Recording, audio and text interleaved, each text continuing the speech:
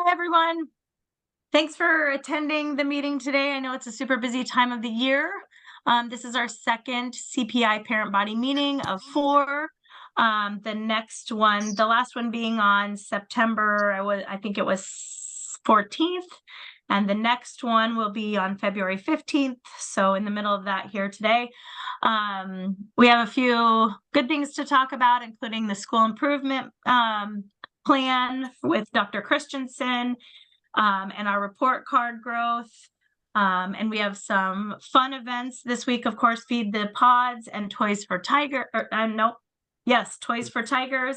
and just a couple other things to discuss. So Dr. Christensen, if you want to take it over from here. Sure. So we're really excited. The school report card just came out, and you can find it in the Department of Ed website. And you can search every school and every district in the state and see how they're doing. And so I just wanted to highlight some of the areas that we're doing really well. We've made some really good growth the last few years. And so I'm going to go down to that data right now because I think there's some celebrations from last year and things that we're continuing to do this year that you can feel really good about the growth that all of our students are making. So can see just a little bit about our demographics. And then I'm going to go down to the actual, this is what the report card looks like. This was 2 years ago. So 2 years ago, we were acceptable and we moved up to commendable. And you can see this red arrow said that we were on the targeted list. So for every Student Succeeds Act, if you're not making growth in all of the subcategories or overall to a certain percent, then you get on the targeted list. And so we were on the targeted list for reading and math, mostly with students with disabilities who have individualized education plans. So last year, we went up and we maintained being commendable, and that triggered us to no longer be on the targeted list. And so our students made enough growth that we were off the targeted list as a building, which means, hey, we're doing something right. So we stayed at that commendable level, right about that 57 for 2 years in a row. And this year, I'm really excited to report that we jumped up almost to 59. So that's a nice jump from 57 to almost 59. And so we're still are not on the targeted list. We don't need any extra support. And really, we're only a couple points from being highly successful. So we're almost to like one of that top echelon. And I want to just go back to where I talked about our demographics. We have a very diverse group of students, and we're meeting all of their needs. And that's what's really important. So I'm going to get even deeper into the data. So last year, you can see the state average and how our students were performing. And you can see that in those subgroups, our students are outperforming the state quite significantly. So if you kind of just look at the top all students, I'm going to look at how we scored then this year. So we were at 12, and if we go forward one, now we're almost at 14 and a half. So you can see that we've made growth in all of our subgroups. I'm going to go back one. If you look at any of the groups and you go forward, you can see we're making growth in all of our subgroups. And so we're really excited about that, especially the low socioeconomic status, because that usually goes across multiple demographics. And then if we go forward again, we can break it down and we can look at all students and then break it down by Hispanic and African American and white and kind of see how much growth they made compared to the state. And we see that we have really nice growth. That was 2 years ago. Last year now, we look at all students was 12.95. Now we're at 14.5. So if we kind of go back and forth, you'll see that all of our subgroups, that was last year, this is this year, had another little 2-point growth most of the way through. So that may seem like a couple points higher, isn't a lot, but it actually is pretty significant. we still see that we would like everybody to be growing at the same level. So we always have growth to do. But compared to the state, we can see that we're making bigger gains. And so we're closing that gap. And that's what we're trying to do, is close the gap by making growth every year. And if we're talking about coming out of COVID, where there was a dip, and that's some of the data I'm going to go to now. But first, I want to take just a look at, if you were wondering how are we doing in English and math, you can see that the median growth, that's the diamond there, and then the growth for our students. So we would like to see our students significantly above the average growth or the median growth for all of those subgroups. So English is on the left, math is on the right. And then if we go a little deeper,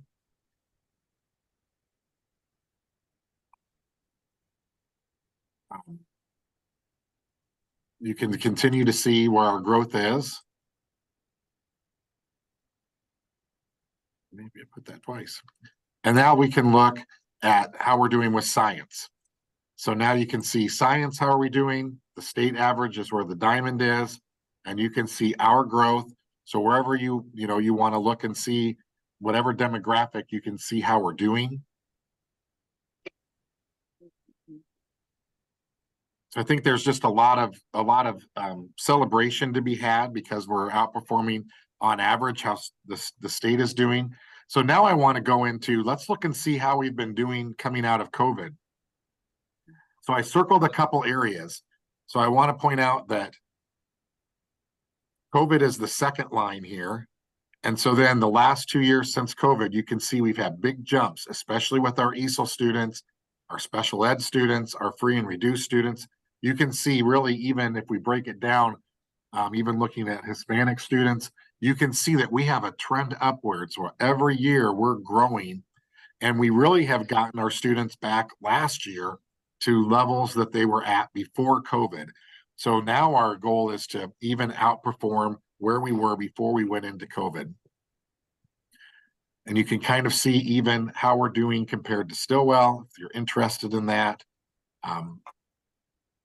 We're holding our own. That's all I got to say. So that's kind of like a quick breakdown of some of the student data that we wanted to report out. And I hope that, if you have any questions about that, if you want to unmute or put it in the chat, we'll definitely answer it. But I just think there's a lot of positive things to look at with all of that data. Any questions? Or maybe I went too fast, or I didn't let you look at the screen long enough, or.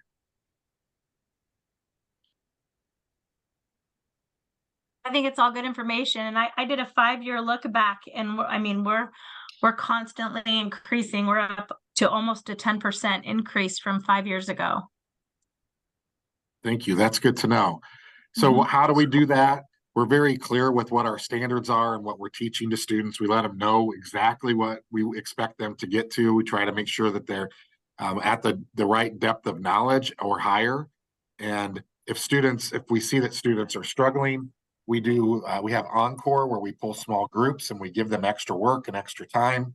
And then we also know after that, if we still have students that need more work, we have different ways that we are able to work with students individually. So our system, I think, is strong, and it's getting done what we want to get done, and we're just really proud of it. A lot of, if you get on the report card and you look across the state or even the district, you'll notice a lot of schools are going on a targeted list for one reason or the other. For us to move off of it and to stay off of it is just, our teachers are just very, very proud. So we wanted to pass that on to all of you.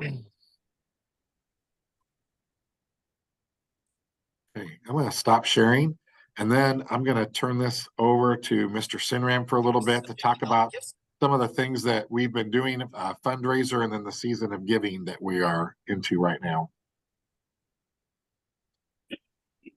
All right, thanks, Dr. C.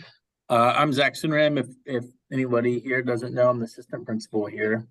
I'm just going to talk about a couple things. One, a big thank you to all of you that participated in the fundraiser.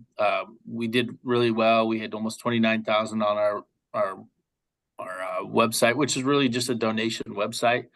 We do make it a kind of a friendly team competition for a catered lunch, but really that's all there is to it. I just picked up 40 buckets of cookie dough from my daughter's elementary yesterday, and I'm grateful that I don't have to do that here. And I'm also grateful that I don't have to ask you to pick it up here. That was a big chunk of my day. Yesterday was getting that organized. And so it's a simple fundraiser. It does ask people just to kind of think about what their students participate in and donate. And so we have a lot of help on the parent end with the meal and the website set up. So I'd like to thank Tiffany and team for that. But it was a great success, and it's simple and clean, and hopefully not too much stress on families or on any of our parent group. So thank you for that. We are kind of in the midst of what I think is Indian Hills at our best, and that's the season of giving. And tomorrow we go to Target as a group, and we shop for Toys for Tigers. Used to be Toys for Tots. We found out that there was actually a 13-month delay on that. And so kids that when we were taking these trips years and years ago, those toys didn't get to families, number one, in our district. And then number two, it was actually like we were gathering for the year to follow. And so this is more immediate, and it's in our backyard. So we kind of renamed it Toys for Tigers. We work with Clive Community Services, and they are tapped in with our elementary schools. A lot of our families benefit from that, especially with younger kids. And students go and they have a list provided and shop for toys with their social studies teachers tomorrow. Always a kind of a favorite day for the kids tomorrow. And always a good day for our teachers. You know, we get to this time of year and maybe things are getting a little bit stale in the classroom, and maybe there's just some fatigue from everyone. And we have something like this, and it reminds you of all the good that's within this school community. It's a great day, and it's us at our best. We have a lot of families in this district that are generous and that have the means to help others. And we have some people that need some help. And so it's kind of nice to kind of bring those two groups of people together during times like this. We'll continue that season of giving stuff with Feed the Pod, which tomorrow we'll wrap up.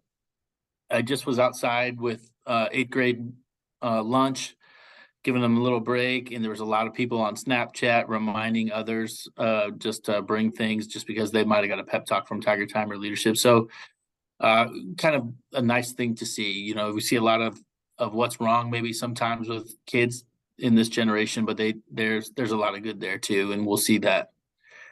Then at our winter concerts, which are coming up here shortly, we'll start with orchestra on the 4th of December, band on the 5th, and choir on the 18th. We always have donation opportunities there.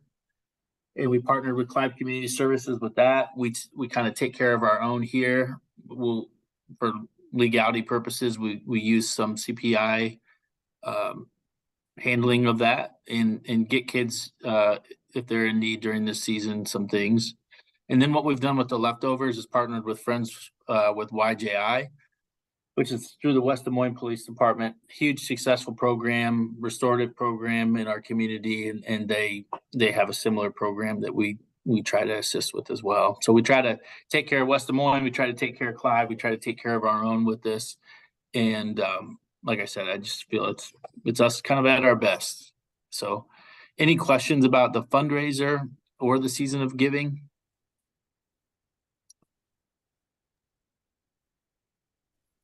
I think tomorrow's the last day for Feed the Pods, right? It is, yep. And some students were reminding each other of that today, and we've sent some messages out, I know, for that as well. And so there's lots of ways that people can give. It could be a non-perishable food item. It could be a personal hygiene item. Could be that you send cash $1 worth 3 items. And so that can add up really quickly. $10, 30 items. And so they count all the items, and that's how they compete. There also, you can go right to Clive Community Services and donate there and put your student's name in. You can do it that way. If you want to write a check, you just make the check to Clive Community Services. So lots of different ways to participate. And usually I think we're about 50,000 items. So I think it's pretty hefty. It does help Clive Community Services through the whole season, not just Thanksgiving, but all the way through the Christmas holiday season. The counting is done tomorrow. The counting is right? done tomorrow. Yes. Ooh, that's a lot of items to count. Yeah. Every Does Tiger anybody Time else- does their own count. Then we just have to total. Yeah. That's fun. Does anybody else have any, we can open it up to questions, any topics or anything like that that anybody wants to cover? Does anybody have any questions? As far as go ahead, Ashley. Oh, I had to pop in and out, so maybe I missed it, but I just wanted to highlight the Parents' Night Out coming up. Yeah, I'm December just 14th. going into that. Go ahead. Okay, great. No, that sounds great. Yeah, so you may have seen that momentarily there was a different date, but the new and actual date is December 14th from 6 to 8 p.m. at Bevy's in West Des Moines. Tiffany shared that was run by a West Des Moines family, so we're excited to support them and hope that people are able to make it out to meet fellow parents. Mm-hmm. And we will have presents like Mr. Syndrome had mentioned that we'll have CPI representation at the orchestra, band, and choir just to collect those donations before and after those concerts. If anybody is interested in helping with that, reach out. I'd love the company or a night off. So someone can reach out about those things. And the Sweetheart Dance is the next, not the next, but a next event coming up on February 9th. And our next CPI meeting is shortly after that. February 14th will be our next CPI meeting, same time. And if anybody wants to add anything, or if not, happy holidays to everybody. Thank you so much for taking the time to join us. Dr. Christensen, thank you for the update on the great news of how well the school and the students and staff are doing. And Mr. Syndrome, thank you for all of the updated information on all the wonderful things we're doing during the season of giving. And thank you all very much. And if anybody has any questions, reach out. The email is indianhillscpi@gmail. But thanks again, everybody. Thank you. Okay, bye. Bye.